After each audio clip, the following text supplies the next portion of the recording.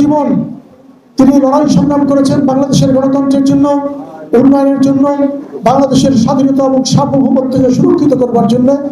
সেই জাতীয়তাবাদী নেত্রীর প্রতি আমরা শ্রদ্ধা নিবেদন করছি। এবং পরিশেষে একটি কথা বললেই নয়, যেহেতু জাতীয় নির্বাচন সামনে, গলাচিপা দশমিনায় বিভিন্ন ধরনের প্রোপাগান্ডা ছড়ানো হচ্ছে এবং জনগণের প্রার্থীকেই সবাই ভয় পাচ্ছে, আপনারা বুঝতে পারছেন।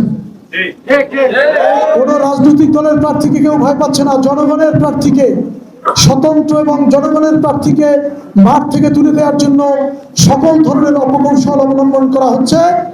তার মধ্যে একটি হচ্ছে সোশ্যাল মিডিয়ায় এবং টেলিফোনে গুজব ছড়ানো এবং অপপ্রচার করা যে তিনি জনাব তারেক রহমানের নির্দেশে তিনি মাঠ থেকে সরে গিয়েছেন।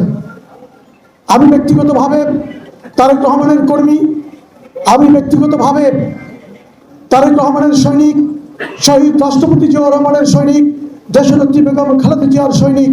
কিন্তু যে কোনোভাবেই হোক, সৌভাগ্য হোক কিংবা দুর্ভাগ্য হোক, যে কোনো কারণেই হোক, এই মুহূর্তে আমি গলাচিপা দশমিনার আপামর জনসাধারণের মনোনীত প্রার্থী।